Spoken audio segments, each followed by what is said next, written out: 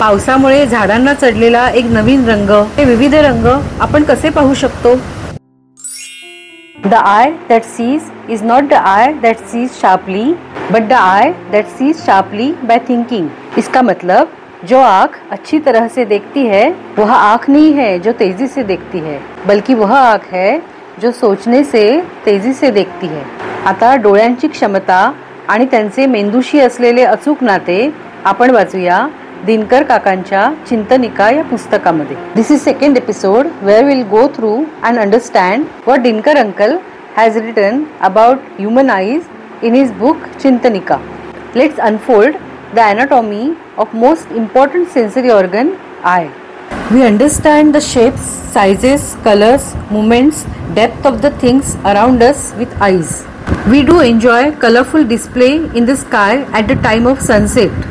How do eyes play significant role in our life?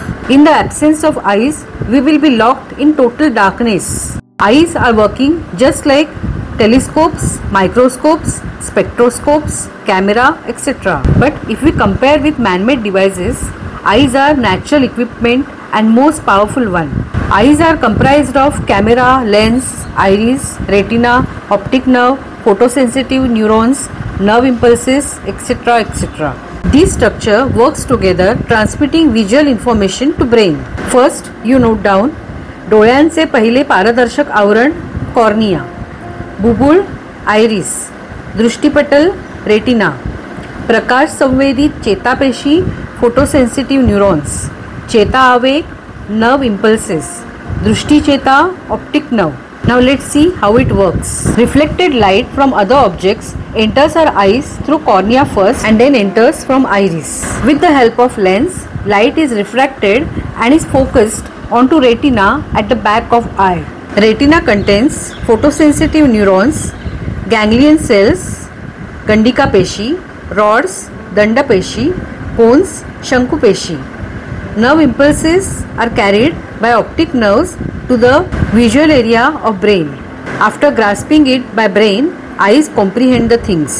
डोळ्यांसमोरील वस्तूंकडून आलेले परावर्तित प्रकाश किरण डोळ्यांच्या बाह्यतम पारदर्शक आवरणातून आत शिरतात व बुबुळांच्या रांगेतून म्हणजेच डोळ्याच्या बाहुलीतून अपारदर्शक पटलाच्या काळ्या छिद्रातून नेत्रभिंग रेटिनावर पडतात. तिथे वस्तूंची सुस्पष्ट पण उलटी प्रतिमा मिळते.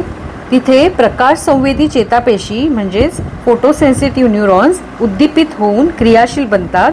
त्यामुळे निर्माण होणारे चेता आवेग म्हणजेच नर्व इम्पल्सेस दृष्टिचेतेमार्फत म्हणजेच ऑप्टिक नर्व्स मार्फत मेंदूच्या मागील बाजूस असणाऱ्या दृष्टी क्षेत्रात पोहोचतात.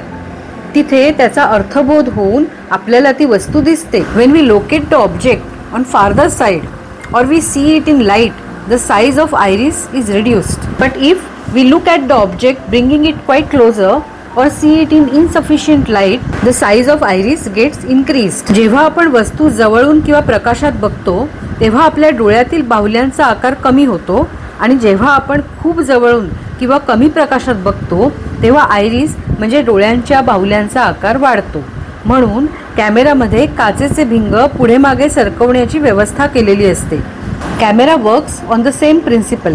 म्हणजे आपण जेव्हा प्रकाशातून अंधाऱ्या खोलीत शिरतो तेव्हा बाहुली मोठी होते व अंधारातून प्रकाशात शिरताना बाहुली लहान होते.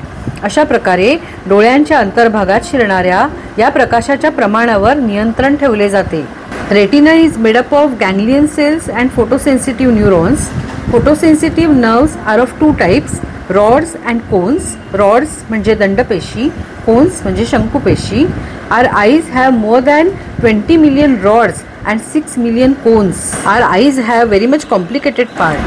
And one more, the information stored in nucleus of cells is much more than the 30 novels of Britannica Encyclopedia. Cones respond to bright light and rods respond to dim light. Therefore, we can have the night vision. म्हणजे रात्री सुद्धा आपण बघू शकतो. When we read, our eyes use cones. We understand colors from cones. There are 3 types of cones. In first type, cones respond to blue light and its wavelength is 4500 angstrom. Angstrom means 10⁻⁷ mm, millimeter means millimeterच्या कोट्यांशवा भाग. Second type of cones respond to green light. Its wavelength is 7500 angstrom. And third type of cones respond to red color, in Marathi तांबडा color. The visible things we see is a part of electromagnetic spectrum or radiation. It includes gamma ray, X-ray, ultraviolet rays, infrared rays and radio waves. They are recognized according to the difference of wavelengths. For example, the wavelengths of gamma rays are less than 0.01 nanometers. याची लांबी मिलीमीटरच्या अब्जांश परिमाणात मोजतात. The length of radio waves are measured in centimeter, meter or kilometer. But our eyes cannot intercept the wavelengths of gamma rays, X-rays, ultraviolet rays, microwaves, infrared rays, etc. We, means human eyes, can intercept rays which have wavelengths between 4000 angstrom and 7500 angstrom. Ultraviolet rays have 4000 angstrom wavelength, so we cannot see them. But the insects, kitak, can see them. When the wavelength is 7500 angstrom, we can see red color prominently. But insects cannot see red color. Birds have good interception of colors. The rodents do not identify any colors. Dinkar काका पुढे लिहितात की डोळ्यांचे जीवाश्म fossils तयार होत नाहीत. So we could not get any proof of evolution of eyes. Unicellular म्हणजे एकपेशीय organisms have eye spots on their body. त्यांना प्रकाश संवेदी ठिपका म्हणतात. Behind these eye spot they have colorful curtain. So they come to know the direction of light. म्हणजे प्रकाश कुठून येत आहे हे त्यांना समजते.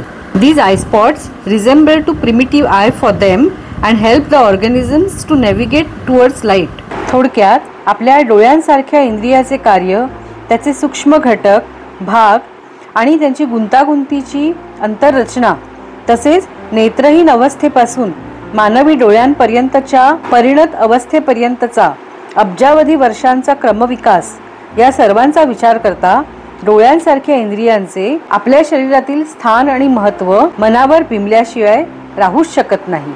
ह्या व्हिडिओच्या डिस्क्रिप्शन बॉक्समध्ये मी चिंतनिका या ऑनलाईन पुस्तकाची लिंक दिली आहे. जर तुम्हाला आधीचे व्हिडिओज बघायचे असतील तर मी दिनकर काकांच्या प्लेलिस्टची लिंक सुद्धा डिस्क्रिप्शन बॉक्समध्ये टाकत आहे. ज्यावेळी इंटरनेट, गुगल अवेलेबल नव्हते त्यावेळी काकांनी गणित आणि विज्ञान शिकवले. त्यामुळे त्यांचे ज्ञान हे वाखाणण्यासारखे आहे. व्हिडिओ शेवटपर्यंत बघितल्याबद्दल धन्यवाद.